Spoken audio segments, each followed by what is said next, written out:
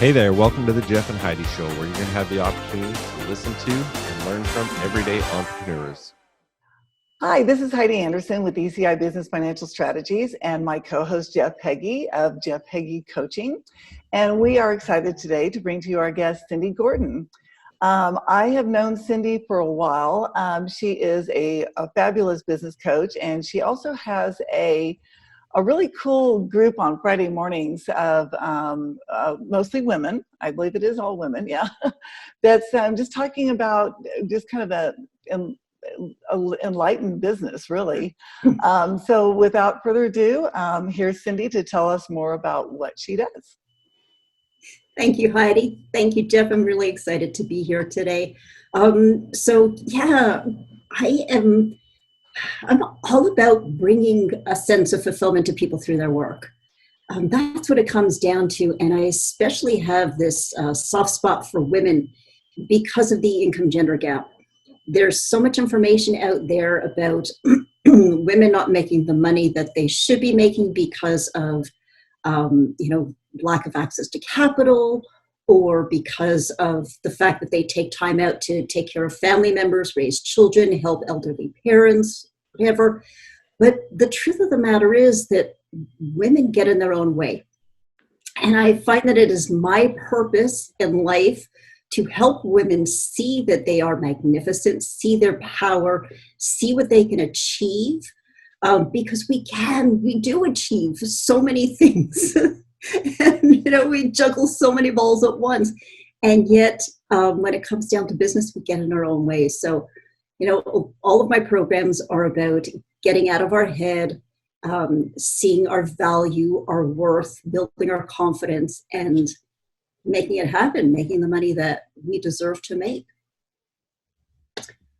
So that's pretty awesome. So tell us a little bit how you got into that, because you came from an accounting background, right? Yes. Well, first I realized that I had two sides of my brain to work with. So back in the accounting world, it was very much left brain mentality, working all with men. Back in those days, the women were sort of the office support. And I was one of the few professional staff members. So it was really an interesting journey. And I think what I didn't realize at the time was I was frustrated with the field personally because I didn't see how I was evoking change. I would get clients coming to me wanting to grow their business, and you tend to give them the same, this is what you should be doing, advice. And at the end of the day, it never worked because there was a layer of internal challenges that they were dealing with, and the reality is the same thing won't work for two people. They have to find their own way of making change, of growing, of evolving. And when I found out about coaching, I had never heard of it. This is back in the 1900s, so to speak. It was way back then. And it was such a new industry at the time. So I did some research and I stepped into the forum of training, and it was exciting and horrific because all of a sudden people were asking me questions about myself that I didn't know how to answer. They were trying to climb my walls to peek over them to see who was in there. And it was terrible, but so wonderful. But it gave me the tools to help be a catalyst for people to grow, to see their own powers, to find their own answers. And I think at the end of the day, that's the true value and gift that coaches have for people. It's not to tell them what to do. I still find myself, and Jeff, I'd like to hear your thoughts on this, helping people understand the difference between a consultant and a coach, because they are so powerfully different. So tell me, absolutely, around that differentiation. And I've been on both sides of it. People that want me to help them as a consultant and people that want me to help them as a coach. And personally, I sure enjoy the coaching part a lot better because I think a lot of it because it's more personal and you just feel more engaged with some of the things that you're involved in. And, I think there's a place for both of them, of course, but I just feel like with the coaching part, just on a personal level, you can get so much further. And even, you, depending on who you're working with and how you've got it structured, you usually end up doing a little bit of both. But I personally, the coaching is where I enjoy it the most, just because I think you see the biggest impact that you can have. Yeah. And as the one person here who's not a coach, I'm curious to know, did you go out and study like a coaching program, or did you just create your own from scratch, just kind of from your heart? No, and that's a great question. I went to a coaching program and then the certification program. And it was really interesting because there was an introductory program, a program on fulfillment. So we spent the whole weekend talking and learning about fulfillment and how some of the tools that I bring to our conversation on Fridays are all about fulfillment. And I use them in my programs, the range of programs that I offer. We talk about choice, because as a coach, we want to help our clients realize that they have choices in life. We tend to go through with blinders on, saying this is the way it has to be. And we don't realize that there are there's a world of choices, right, and you don't have to stay on one path. And then the third area that we studied was called process. And that was how to ride the waves of your emotions. And I swear, I thought I would fail that class. I remember when we began the course, we were sitting sort of in a semicircle around the teachers. And I was sort of to the right of the two facilitators. And one of them turned to me and said, okay, we're going to start off with our introductions. So tell us your name and where you're from and what are you experiencing right now? And I swear to God, I had no clue what she meant by that question. I mean, I'm sitting in a chair. Like, you're in your logical brain, right? Your accountant brain. What do you mean? What am I experiencing? I'm sitting here in a room. Like, what does that mean? That would be me. And it threw me out for the whole weekend. I was in this sort of who am I? What is going on here? What do you want from me? And going back to that, that left brain, am I going to pass or am I going to fail? And the facilitators came up to me and would always check in. Are you okay? And I'm like, I'm going to fail this class. They're like, no, nobody fails. You're perfect where you are. So it was this very fluid program that sort of led into the certification program. And boy, if you're not ready to grow, head to the door, because it is like jumping head first into a shallow pool. It's frightening. Well, that's it. Because I don't think I've never really asked Jeff that question of how he, did you do the same thing, Jeff? Did you go through a coaching training program or? I've been through a few, and I've got some of my own coaches as well. And it's interesting because, we're talking about, from our perspective, the difference between coaching and consulting. And I've been through both. I got one certification that I would say is a lot more on the consulting side, and it's really focused on the marketing and those sort of things. And then I've got another that one of my most recent that is a lot more what I would say is on the coaching side. And there's a big difference between the two, and that's where I've had an opportunity to kind of blend them together. But even with the clients that I work with that kind of start out that they come to me because they want the consulting side of things, it's always when you add that coaching part in and they realize, wow, I didn't even realize that's something I need. And they get those aha moments that it's really cool that you can pull them all together. So I was just going to say, Cindy, do you coach coaches now, or most of your people like just entrepreneurs in business, or like if somebody came to you, like I came to you and said, "Hey, Cindy, I want to be a coach," would you be somebody who could coach me how to coach? So I would always recommend that they go to a certified school, that a school that has been certified by the ICF, the International Coaching Federation. Okay. I highly recommend that because they have a program already set that has the sort of guidelines. Because I think we have to really, I think one of the detriments to the industry is that we're called coaches, and that has confused excuse me, so many people, is really blur the lines of what we're here to do. I don't know what that right name would be, but I don't think coaching serves it as well as it should. But I do coach some coaches in helping them be their best and grow their business and, step out of their comfort zone. And because it happens to all of us. We can start thriving and growing our business, and we have these roadblocks. So, I appreciate what you were saying, Jeff, that for a coach, it's just as important to work with a coach to continuously evolve. And a good friend of mine is the president of the Arizona chapter of the ICF. And, she's very much working with the association to really support that theory that as coaches, we always have to be ahead of the curve.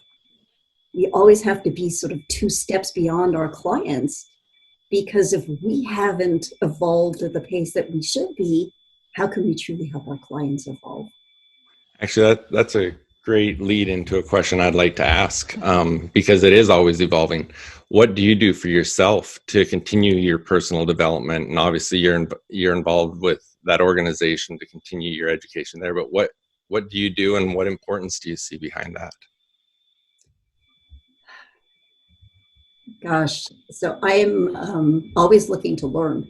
And I think what I'm looking to learn to evolve my business and to understand the sort of psychology of people. Because again, working with women, a lot of it is the emotions. A lot of it is the chatter that we create in our head. A lot of it is just the stories that we have from our past. So how can I provide tools, right? So there's definitely a lot of courses that I take, a lot of reading that I do, but there's also that personal sense of involvement. I'm sort of on that spiritual journey where I'm looking to tap into finding the core of my power. Because, we aren't just our minds, right? Our soul, our energy makes up a big part of our success. And, every day I learn that I'm not utilizing those tools as best as I can. So that's definitely a big part of my journey. How can I continue to grow and be a better person and evolve on a mental, a physical, and a spiritual level? I really like your comment that I don't know if I appreciated this as much in previous years, but understand the psychology part of things. And the more I study that, I don't know, the more powerful I realize it is. Right now I'm reading a book by Benjamin Hardy. I don't know if you know who Benjamin Hardy is, but he's got a book coming out. I think it comes out on June 6th, called Personality Isn't Permanent. And I'm doing a pre-read of it and doing a review for him. And that's what his education is in psychology. And just reading from his perspective and stuff, I really enjoy it because it really makes you take a look at things differently. And, the other thing that I've done, because I think a lot of it is keeping your own mind, trying to keep it at peak levels and like always learning and whatnot. And so actually I don't know how long ago it was. Well, I guess 33 business days ago. Um, I had someone that wanted me during the quarantine, wanted me to kind of help them with a little motivation every day. And I ended up making it into another podcast. And what I found that does for me is I'm looking every day for some quality topics that I want to be talking about. And it's made me a lot more observant of a lot of things. And I think that's really helped me in my studies and my reading, whatever I'm doing.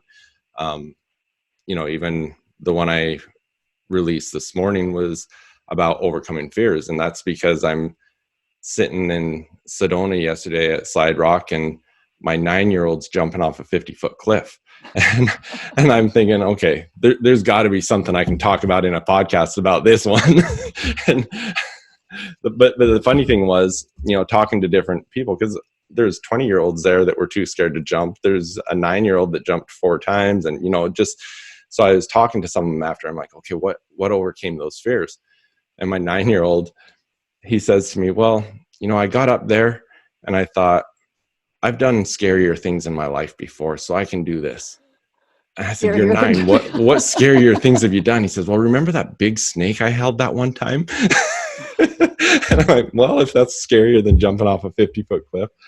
But I think that the more we can continue to keep ourselves engaged, it's that much more we can help our clients.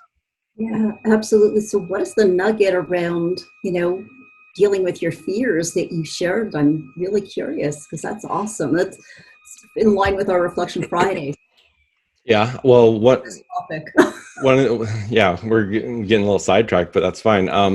One of the things I did when the whole quarantine started, I put out I call it my Momentum series, just a 3-video series on my website that was a free series for people to go through, just about setting goals and getting confidence and those sort of things.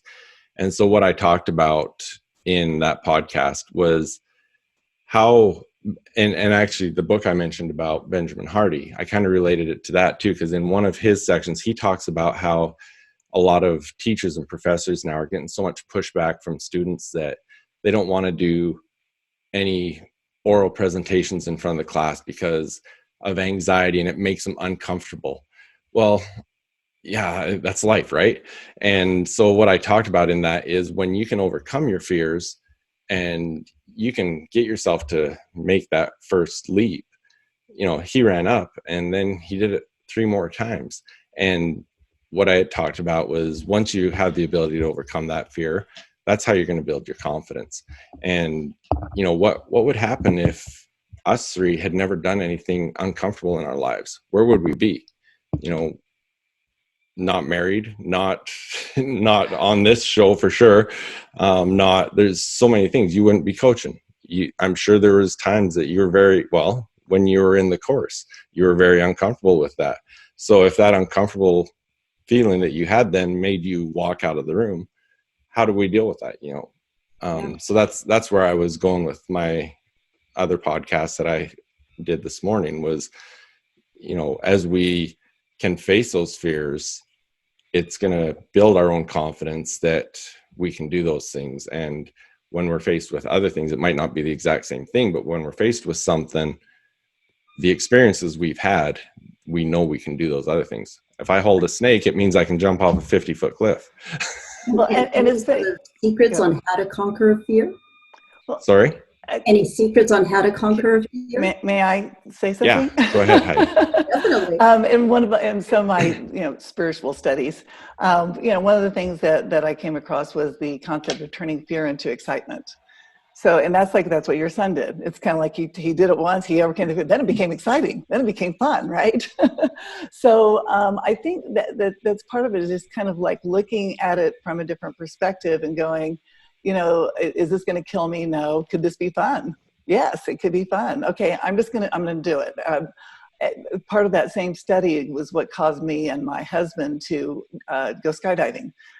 It was just like, what is the thing that scares you the most? I'm like, heights, this, all these things. I always said, I'll go skydiving on my 90th birthday, because that way if I die, I die, right? But I went, you know what? I want to do this. So my husband thought I was insane, but long story short, we both went, and it was a fabulous experience. And I would love to do it again. But yeah, it was super scary. But then it became exciting. Right. Well, there's that saying, fear is excitement without the breath. Right. Well, see, it's the same basic concept, right? Absolutely. Absolutely. And I think overcoming the fear is a lot of where your motivation is and what does it outweigh. Because another example is my 12-year-old daughter. She was one that got up to the edge a number of times and, got to the point she's leaning forward, but wouldn't do it. And then she'd go sit down. And so we'd let her do that a number of times. And finally, okay, let's go. Let's not worry about it. And there's other people up there and a bunch of teenagers that were looking over the edge, scared to jump off. And as we were all ready to go, my oldest daughter says to her, look, Joey, look at all those boys over there scared to go. Wouldn't that be cool if you just went over there and jumped in front of them? And that's all it took. So it's, what is it that's going to motivate you? And is that motivation strong enough to overcome what that fear is that you're having about it? And, it comes down, we could go a lot of different directions with our conversations today, because I love that you're focused you work with women, because on not this coming Saturday, but actually it'll be the Saturday after this episode's released, I'm actually part of a virtual summit that's focused on women entrepreneurs. And so I'm focused on that. But as we're, excuse me, I kind of got sidetracked there and lost my train of thought. But my topic there is talking about the conversations that we have in our minds and the questions that we ask ourselves. And when we're having fears, I think it's a lot of that is based on those questions we have in our minds, standing at the top of that cliff, am I going to die? And, if depending on the situation, obviously you need the proper questions in your mind to keep your life safe. But, when you can change those conversations that you're having in your mind and the questions you're asking yourself, you can really change that level of anxiety and fear and change the outcome in a big way, I believe. Yeah, absolutely. That's very cool and very much in line with what we were talking about in our last Reflection Friday program. We were talking about the assumptions that we make and how assumptions create emotions create actions or inactions.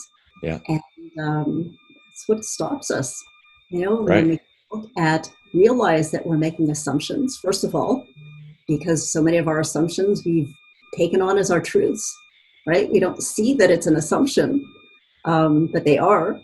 And when we start realizing that this thought that we have is just an assumption, that I'm going to die if I jump off the cliff, or whatever it is, then we are now in control. We can now choose. We can now, live with the fear, or we can say, no, I don't want to hold that assumption. I want to find a different understanding to all of this. And awareness is power. It really is control. Right. No, I love that.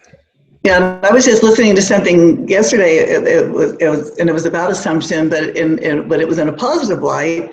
And that if you assume that things are acting in your favor, if you go into something assuming it's going to work out the way that, the way that's best for everybody involved.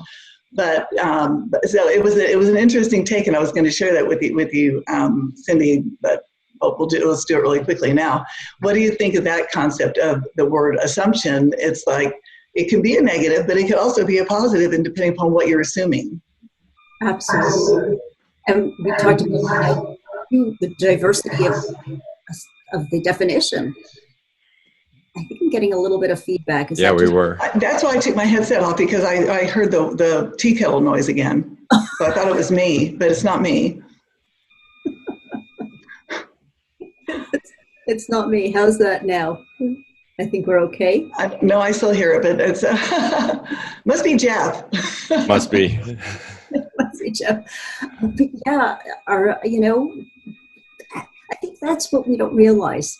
The control that we do have over our life, the control that we do have over our mind.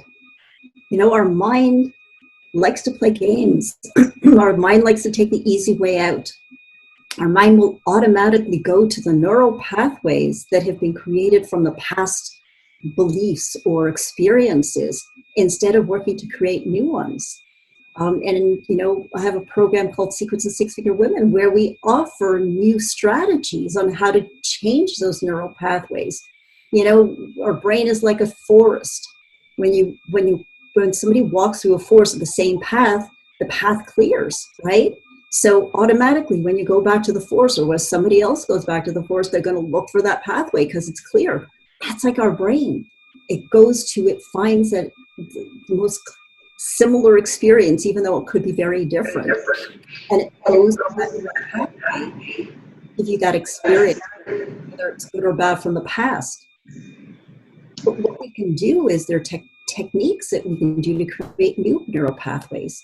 So we can let that negative pathway cover over with bush again, because we're we're cutting away a new path that's more serving of us. And those are the things that I love to share with women to help them be more in control. Because we don't have to live with the stories that we've created. We don't have to live with those limiting beliefs. We can empower ourselves to be better. And that's what brings me such joy. I really like that. We're getting a lot of feedback, but I'll see what I can do to get that taken out. But I'm really excited that we've made this connection. You're on our show, because I look forward to having more and more conversations with you, because I really like your train of thought and the things you teach and believe. So I really enjoy this. Tell us where someone that's listening to this can contact you, get hold of you, and what are the programs that you have available? Absolutely, and thank you for this opportunity to share. So I, predominantly work with women, but I do have male clients as well, so no limitations there.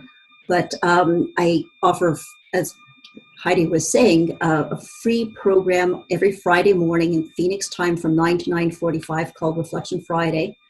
And that is a virtual program. This Friday is our last, over this COVID shelter in place period, I was holding it every week because women were saying, we want this opportunity to come together. We need the support system. This Friday is going to be our last, what we call our open forum. So starting in June, it's going to be every other week, starting June 3rd. And, I offer a topic of conversation, and it's just a safe community for women to share, to learn, to open up, and to be a little bit vulnerable. It's just this gift of a forum for women to come together. I also have a program called Secrets of Six-Figure Women, and that's a 10-week program where women learn those tools to help them feel more confident, more empowered, and sort of deal with the relationship with money. Because again, there's so many stories that we carry in our past around women, money, the relationship with money, our role, our position with money. And that stops us from asking our clients for more, for raising our prices, for not give away everything. I also offer mastermind groups for women entrepreneurs and one-on-one coaching. And for anybody who's interested, I have a free ebook that I just created that anybody can go to my website, businessrescuecoaching.com. And it is a guide for small business owners to help them move into this new normal that we're in. Because we can't use the same business models as we have in the past. Things are changed now. Our stakeholders are different. They're feeling different things, and we need to respond to that. So, I invite anybody who's interested to download that ebook and put it to use. That's excellent. Thank you. And I'll make sure in all the show notes, we'll have all your links available there as well, so everyone can find them there as well. Terrific. And everybody can find me on LinkedIn and Facebook. So happy to hear from you. Super. Anything else from you, Heidi? It's been a great show. I knew Cindy would be a fabulous guest. Absolutely. For having me. It was awesome. I appreciate, our friendship, Heidi, and Jeff. It's been great meeting you.